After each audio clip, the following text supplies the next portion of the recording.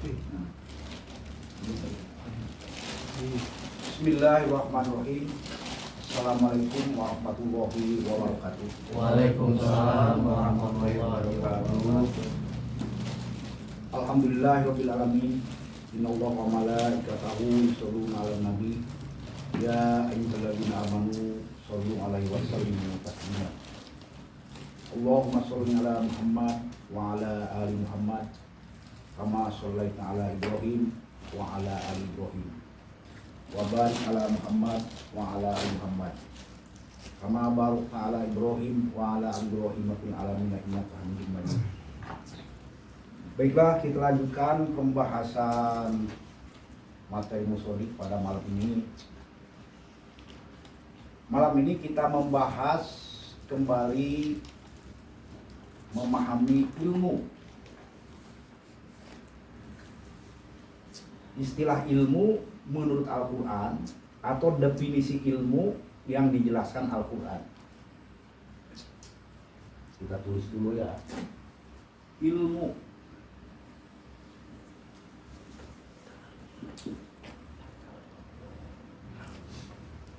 Ilmu menurut Al-Quran yaitu bahwa ilmu itu yang ia Allah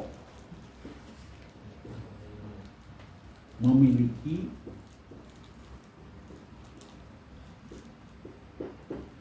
kemudian menguasai dan berwenang atasnya.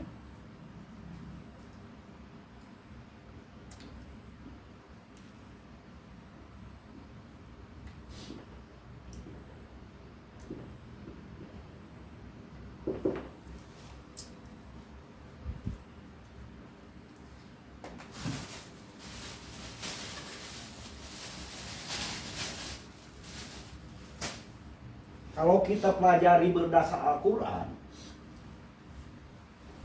di dalam Al-Quran surat Al-Muluk ayat 26, Al-Ahqaf 23, memahami definisi ilmu, yaitu innamal ilmu indallah.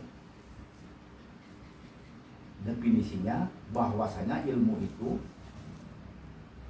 yang hanya Allah saja memiliki, menguasai dan berwenang atasnya. Berarti di luar Allah tidak ada yang berhak lagi merasa memiliki ilmu, lebih-lebih menciptakan ilmu. Nah, kalau istilah ilmu ini tidak dipahami menurut Quran, dampak ke dalam pahamnya: satu, gagal paham dalam mengenal Allah.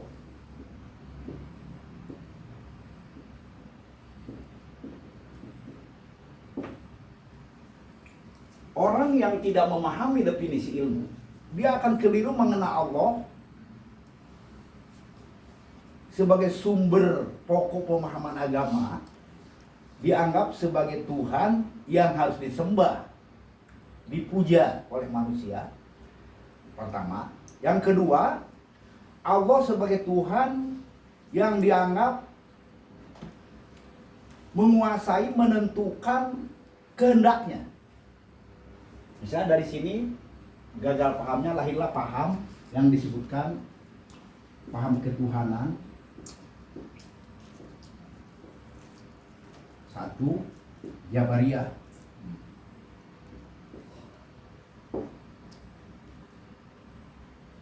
Di dalam paham Jabariyah itu sudah seluruh agama cuma beda nyebut alamat Tuhannya saja. Dari paham Yunani dulu, kemudian orang Kristen menyebutnya Jabaret, orang Islam Jabariyah. Segala sesuatu yang ada di bumi ini itu ditentukan kehendak Allah sebagai Tuhan. Manusia tidak berdaya.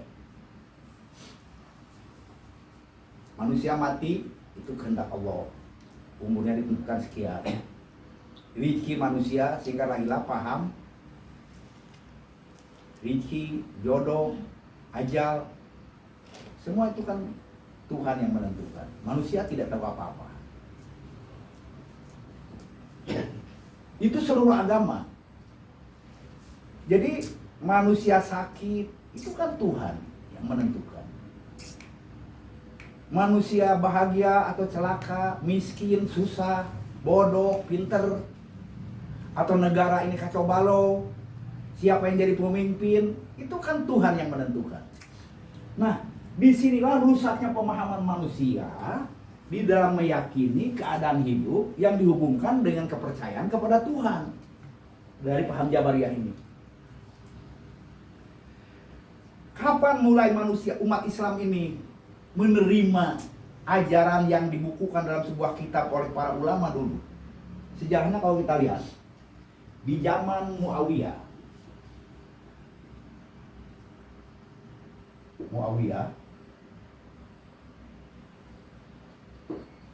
setelah Nabi dan para sahabat di zaman pertarungan kekuasaan, di saat Muawiyah menerima serangan pihak oposisi, bahwa Muawiyah mengambil kekuasaan tidak mencerminkan orang-orang yang beriman. Nah, Muawiyah membayar ulama-ulama bayaran, ulama Murji'ah, untuk melegalkan kekuasaannya. Dicari dalil-dalil oleh para ulama bahwa Muawiyah jadi raja itu sudah kehendak Tuhan. Mau apa kalian? Sudah ditakdirkan oleh Tuhan yang Maha Kuasa bahwa Muawiyah lah yang harus menjadi raja. Disusunlah kitab-kitab yang mendukung pemahaman seperti ini. Makanya para pendukung Muawiyah ini disebut tadi golongan ulama Murji'ah, ulama Republik, kemudian lahirlah golongan Khawarij, yaitu bahwa segala yang terjadi dalam kehidupan manusia itu tergantung manusia, bukan tergantung Tuhan. Lahir-lahir paham Qadariyah, Mu'tazilah yang melanjutkannya. Kalau Jabariyah paham keterikatan kepada Tuhan, baik buruk Tuhan yang menentukan, Tuhan Allah. Kalau Qadariyah, baik buruk tergantung manusia. Sehingga tafsir-tafsir Al-Quran yang ada sekarang dibahas, kalau tidak Jabariyah pasti Qadariyah. Lahirlah pemahaman tafsirnya. Ini golongan, kalau kita sekarang baca kitab tafsir ini, golongan Kholaf, golongan yang menggunakan akal pikiran manusia dalam mentafsir Quran. Ini golongan ulama salaf. Misalnya alif lam mim tidak tahu artinya, wa malam berodi Allah saja yang tahu. Jadi di dalam dunia Islam lahirlah dua aliran. Yang satu tergantung manusia, yang satu tergantung Tuhan. Dua-duanya salah. Jadi kalau yang benar, baik buruk manusia tergantung kepada mentaati rancangan pasti Allah, hukum yang berlaku. Misalnya umur manusia bisa panjang apabila dia taat patuh kepada aturan kesehatan menurut Allah. Dia taati. Manusia bisa selamat bahagia dunia akhirat apabila dia taat kepada hukum peraturan yang Allah tetapkan di dalam ajaran ilmunya. Udah pasti. Tidak menurut manusia, tetapi mentaati hukum. Manusia bisa cepat mati apabila dia melanggar aturan-aturan hidup manusia menurut yang tetapkan Allah.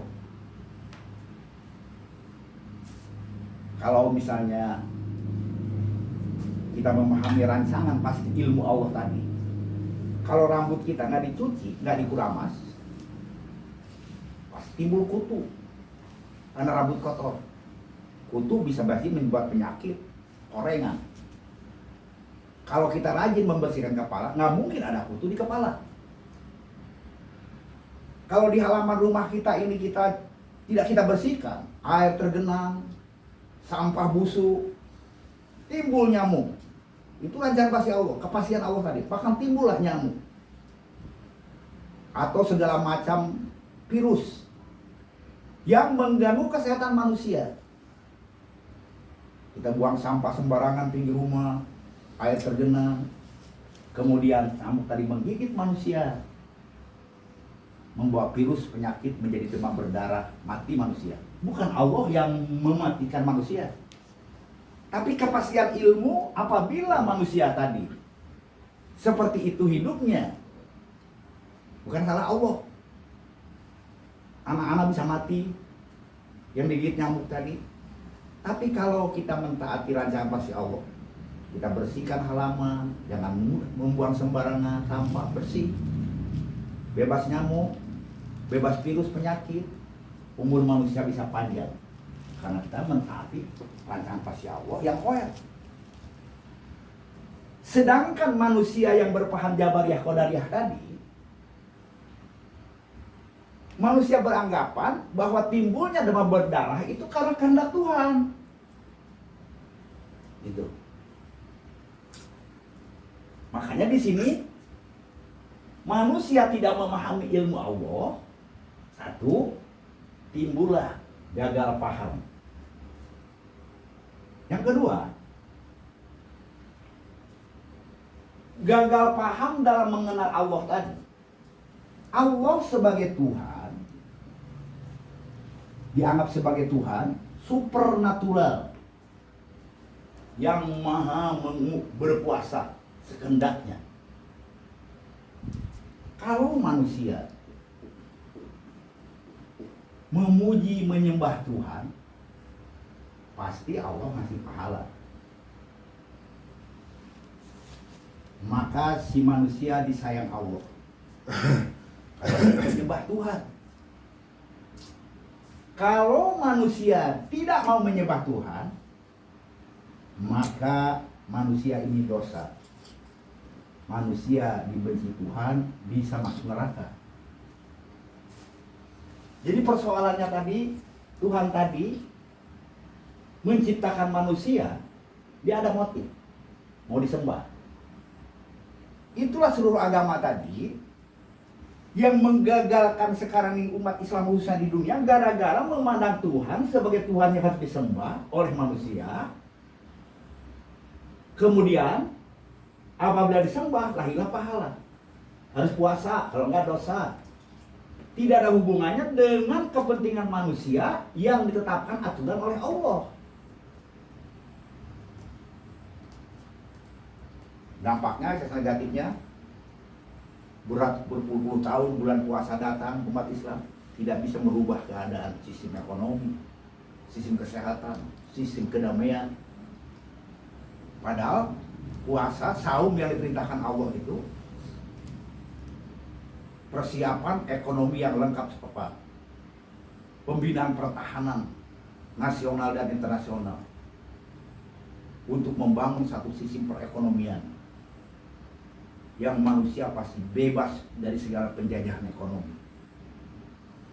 Sekarang datang bulan puasa, semuanya kepentingan Allah. Sedangkan dunia tidak pernah selesai persoalan-persoalan problematika bangsa, negara, atau kehidupan masyarakat. Ini penyebabnya gara-gara tidak memahami ilmu. Ilmunya sudah diolah salah. Jadi lahirnya agama, gagal paham dalam memahami ilmu tadi, dua lahir agama. Agama tadi seperti ini. Berbicara Islam, pasti orang berpikir agama. Kita harus nyembah Allah. Problem rumah tangga, problem negara, problem dunia, problem ekonomi tidak bisa selesai. Semua kumpul di masjid, ngitung-ngitung bacaan, cari pahala, bukan menyelesaikan persoalan dunia. Kenapa negara seperti ini? Padahal beragama. Karena agama, satu, melahirkan pecah belah manusia yang tidak bisa diselesaikan. Kedua, berangan-angan nyembah Tuhan padahal bukan menyelesaikan masalah. Jadi sekarang ini akibat. Kenapa bangsa Indonesia atau di dunia seperti ini? Akibat salah gagal paham memahami ilmu. Dengan sebentar-sebentar ada apa-apa, Allahu Akbar, Allahu Akbar. Bukan ilmu. Umat Islam, seluruh manusia terjajah di dunia.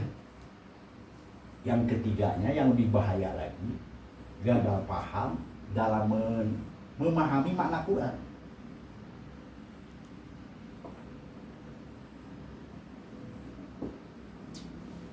Pemahaman Quran, maknanya yang digiring tadi menurut Jabariyah Qadariyah atau menjadi agama, justru akibat pemahaman ilmu yang salah.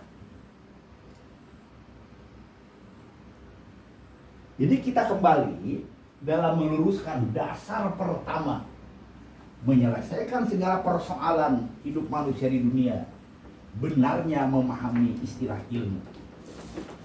Kalau benar dimulai oleh Iqra bismi rabbik terhadap ilmu yang diajarkan Allah, definisinya benar, maka seluruh persoalan pasti bisa diselesaikan dengan benar.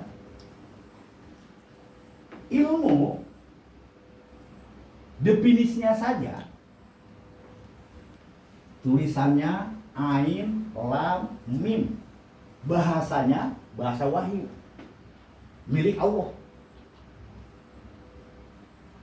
Penterjemahan dari kalimat ilmu ke dalam bahasa manusianya pun harus menurut Allah.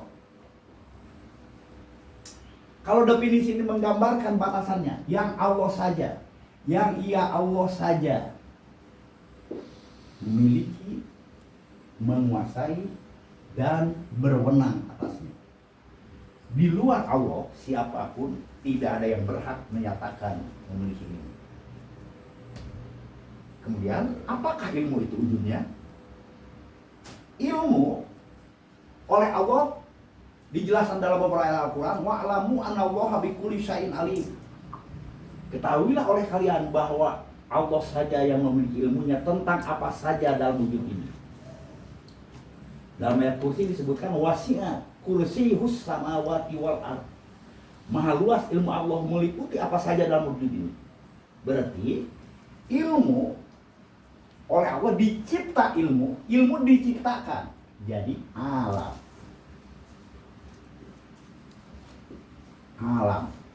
Alam itu tanda ilamat dari ilmu yang dimiliki Allah. Kemudian ilmu diajarkan jadi alama. Jadi yang namanya ilmu yang ia Allah saja memiliki, ia ciptakan, ia ajarkan.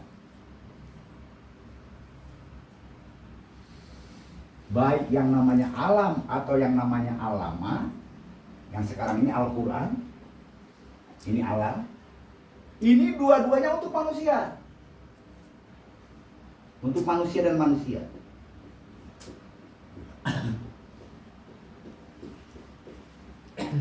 Alam Allah ciptakan, alam sudah dalam keadaan sistema, alam gaya sistema, malaikat, ruh, jin untuk manusia. Ya Allah ciptakan malaikat, ya Allah ciptakan ruh, ya Allah ciptakan jin untuk manusia. Ya Allah ciptakan alam semesta, solar system, sistem surya, matahari dan seluruh planetnya, bumi yang ditempati manusia untuk tempat hidup manusia. Allah ciptakan makhluk yang menempati bumi juga untuk manusia. Nah, agar manusia hidupnya selamat, damai, sejahtera, saling menyelamatkan, saling mendamaikan, saling mensejahterakan, Allah ajarkan pedoman hidup untuk manusia. Jadi kalau ilmu tadi milik Allah, semuanya tidak ada yang kembali kepada kepentingan Allah. Allah ciptakan makhluk gaya, malaikat, ruh, jin. Allah nggak perlu, bukan kepentingan Allah, tapi kepentingan manusia. Allah ciptakan ruang angkasa, solar system, sisi tetap matahari, Merkurius, kemudian Venus, Mars, bumi yang kita tempati, kemudian Saturnus, Uranus, Neptunus, Jupiter, Saturnus, Uranus, untuk manusia ditempati bumi. Manusia, Allah menciptakan tumbuh-tumbuhan, hewan, manusia untuk manusia. Allah ajarkan Quran untuk manusia. Jadi di sini di alam ada hukum yang berlaku bagi alam disebut sunatullah.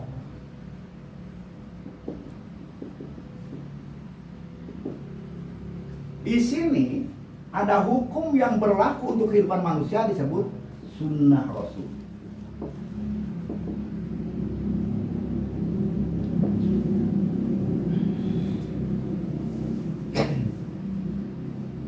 Jadi di dunia ini manusia bukan harus bikin negara aturan sendiri. Kalau ilmu itu milik Allah, siapa yang boleh punya alam? Tidak ada yang memiliki. Bumi ini milik Allah. Manusia ini hidup di bumi amanah agar manusia Islam. Jadi kalau ilmu ini diterima oleh manusia di dunia, apa yang ada manusia di bumi? Keselamatan, kedamaian, kesejahteraan untuk dinikmati ganda selama hidup di dunia bahagia. Bisa di dunia seperti itu. Babak kedua disebut akhirat, manusia menempati jannah. Jadi kalau menurut ilmu yang dimiliki Allah, nggak ada yang susah di dunia. Umur alami nggak ada bencana. Manusianya maju, damai, selamat. Umurnya panjang-panjang sampai batas akhir, sehat, bahagia, hidupnya saling menyelamatkan, saling mendamaikan, saling mensejahterakan. Nggak ada yang susah. Kalau semuanya tadi mengikuti sunnah Rasul, sunnatullah. Manusia dengan alam ini Islam, bersahabat, tidak memperkosa alam, menjadi umur manusia panjang, terikat kepentingannya kepada alam. Manusia dalam membangun keluarga hidup di bumi ini, Allah ini membangun keluarga, rumah tangga, masyarakat, negara, dunia menurut sunnah Rasul yang dijelaskan dalam alamat, maka manusia akan Islam. Apa Islam? Selamat menyelamatkan, damai mendamaikan, sejahterakan di bumi Allah ini. Jadi yang menjadi pertanyaan sekarang, kok manusia sekarang lebih pintar dari Allah bikin aturan sendiri yang akibatnya dunia saling menjajah, saling membunuh, bertarung, timbul persoalan. Seperti kok sekarang hidup jadi susah. Allah seperti tidak punya ilmu, padahal Allah sudah merancang cukup bumi ini. Bumi ini cukup untuk manusia dan tidak ada yang susah. Apa yang diperlukan manusia disediakan oleh Allah. Di udara, secara gaib, disediakan malaikat, ruh, jin. Untuk bumi di alam semesta disediakan kebutuhan manusia. Bumi tergenang 70% lautan, daratan 30%, 140 juta kilometer kubik. Cukup untuk manusia. Kemudian kebutuhannya disediakan di udara, di laut, dan di darat. Itulah Allahu Akbar. Jadi kalau manusia nyebut Allahu Akbar, bukan ke zat ke sini. Ini pemasti saja gaib. Tapi Allahu Akbar ini besar, dua-duanya untuk manusia. Karena besarnya alam dan besarnya alamat, manusia tidak mau mengeluarkan sedikit pun pendapat aturan. Karena dia akbar. Sudah begitu besar untuk kebutuhan manusia. Ma farata min kulli syai', tidak satu kalimat pun Allah tinggalkan untuk kebutuhan aturan hidup manusia. Tidak satu pun persoalan yang Allah tidak ciptakan untuk kebutuhan hidup manusia. semua ada, lengkap. Itulah dia Allahu Akbar, ilmunya.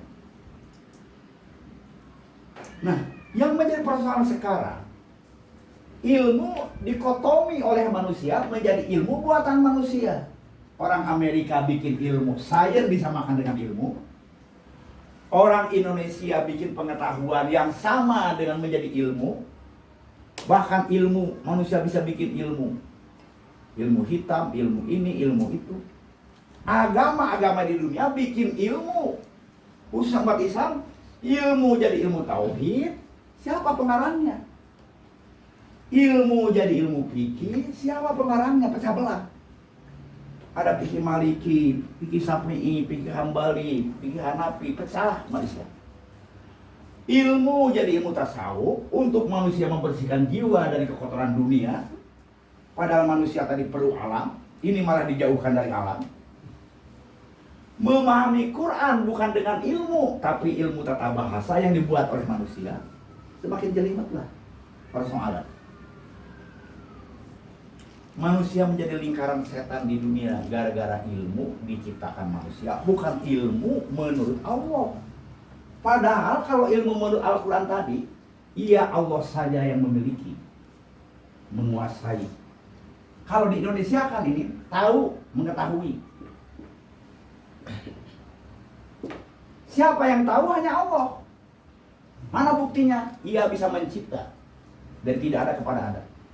Kalau kita baca surat Al-Hajj 72, kalau tidak yakin, masih ragu kepada Allah pencipta, ilmunya diciptakan.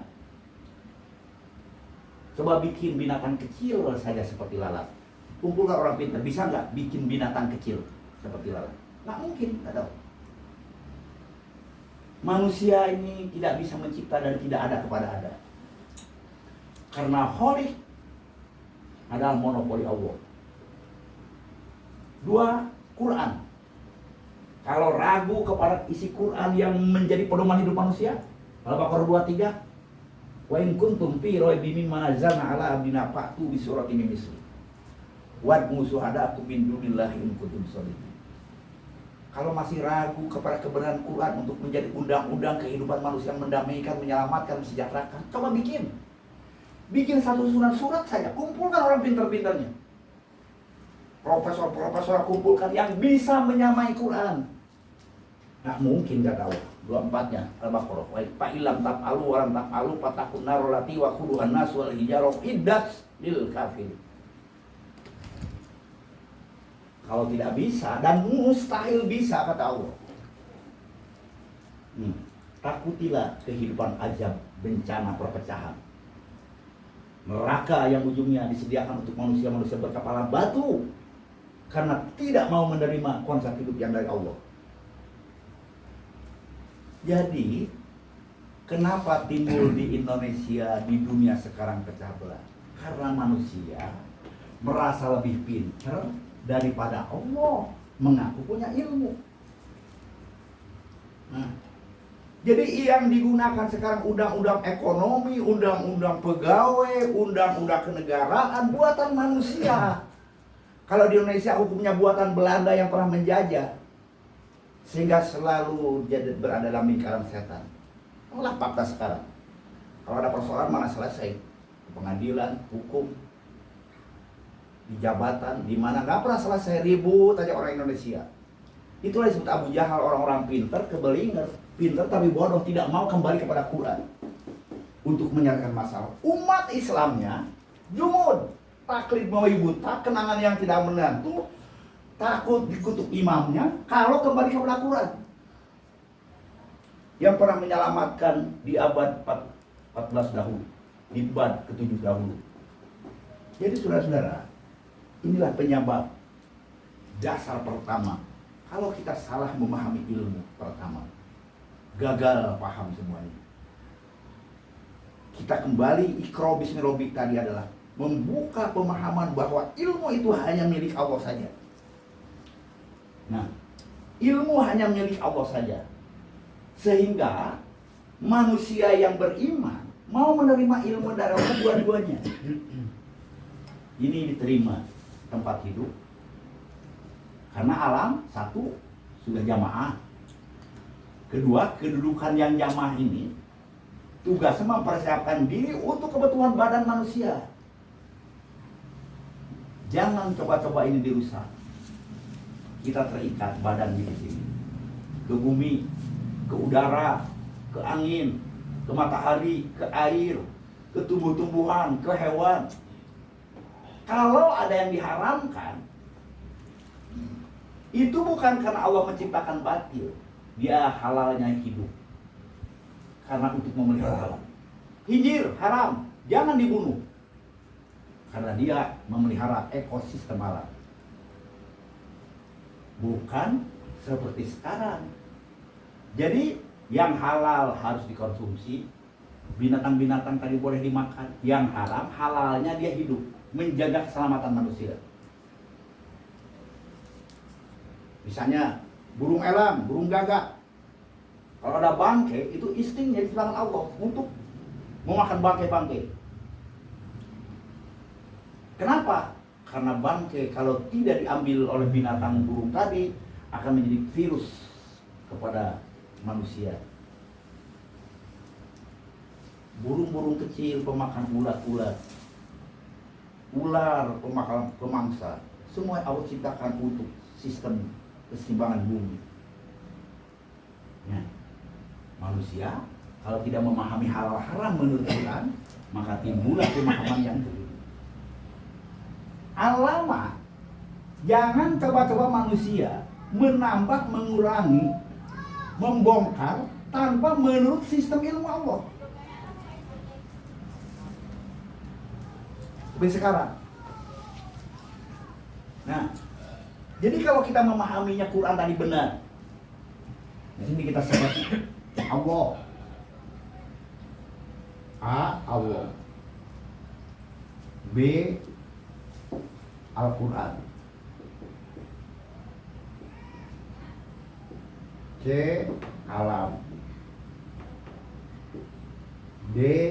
Manusia. Ini kita membahas Quran harus seperti ini.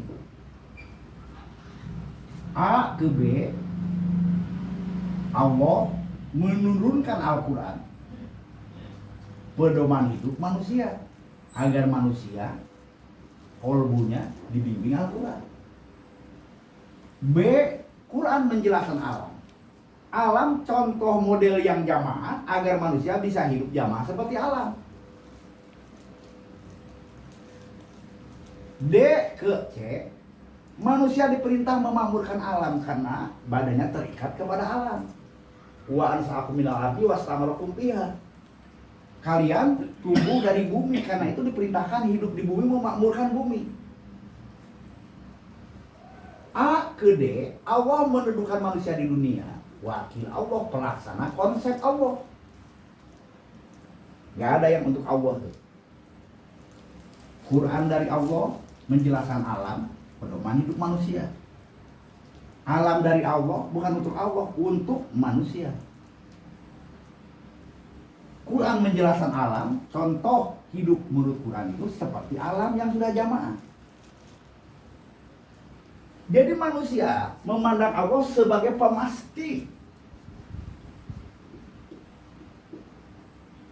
Pemasti, baik pemasti aturan alam, aturan hidup. Allah memastikan hukum alam sunnatullah. Allah memastikan kehidupan aturan hidup sunnah Rasul menjadi kehidupan para Rasul. Maka Allah adalah pemasti. Dan manusia melaksanakan apa yang dari Allah, yang untung manusia. Makanya Nabi di saat memberi surat, mengirim surat ke raja-raja, masuklah Anda Islam, terimalah Al-Quran, buat keuntungan untuk Anda. Satu, kerajaan Anda abadi dan Anda selamat. Satu, Anda selamat dan rakyat Anda selamat, dan kerajaan Anda tetap ada abadi. Surat Muhammad ayat 7, In tansurullah yansurlakum wa yusabbit aqdamakum. Dukunglah perjuangan ajaran Allah, pasti ajaran Allah akan menolong kalian. Wa yusabbit aqdamakum, dan meneguhkan keberadaan kalian di mana berada.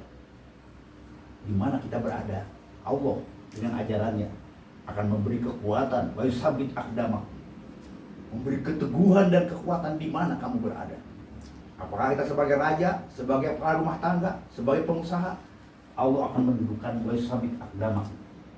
Kalau saya terjemah tadi, mengkokohkan kakimu berdiri di mana berada. Kalau kamu mendukung bagaimana pelaksanaan ajaran Allah, maka ajaran Allah akan menolong kalian dan meneguhkan kekuatanmu di mana kamu berada. Itu sehingga setiap manusia seharusnya kembalilah kepada Allah. Kembali kepada Allah, bukan nyembah-nyembah Allah, kembalilah kepada ilmu yang Allah miliki. Bagaimana seharusnya berhubungan dengan alam, bagaimana seharusnya berhubungan sama manusia menurut petunjuk hukum Allah. Dan sedikit pun Allah tidak mengambil untung dari alam dan alama. Allah dipuji di surat di hadis kuliahnya, ya ibadi rawana awalkum wa hirokum wa jinnakum ala atqal bi rajulin wahid ma zada dzalika fi mulki syai'a. Hei hamba-hambaku, dari awal pertama manusia sampai akhir beribadah, gak nambah kekuasaanku. Sebaliknya durhaka semuanya, gak mengurangi kekuasaanku. Manusia beribadah, melaksanakan Quran untuk kepentingan manusia dan manusia. Manusia durhaka tidak mau melaksanakan, manusia juga yang akan merasakan akibat kerugian dari penolakan pedoman. Allah tadi adalah pemasti, memiliki rancangan. Dan isi rancangan tadi menjelaskan mana baik yang harus dijalani, mana rancangan buruk yang tidak boleh dijalani dan harus ditinggalkan. Itulah manusia beriman menjadi jalan. Jadi melaksanakan Islam bukan berangan-angan seperti umat Islam sekarang. Berangan-angan menyembah Allah cari pahala, dunia tidak ada penyelesaian masalah. Di dirinya, di rumah tangga, di masyarakat, di negara. Tengoklah dengan fakta sekarang di negara Indonesia. Semua persoalan ibarat berang kusut yang tidak ada selesainya. Semua saling salah menyalahkan dan tidak ada jalan keluar. Seluruh agama tidak bisa menjawab persoalan karena kita semua berada dalam lingkaran setan, salah memahami ilmu dan tidak mau memahami ilmu yang dijelaskan Quran ini. Kalau kembali kepada ilmu, benar pemahamannya, maka pasti ada jalan keluar untuk menyelesaikan segala persoalan. Nah, inilah saudara-saudara di pemahaman awal, dan kita akan perinci lagi pemahaman ini di masa pertemuan yang akan datang. Apabila ada yang kurang jelas, masih ada waktunya jawab. Demikianlah Allah taala. Wassalamualaikum warahmatullahi wabarakatuh. Waalaikumsalam.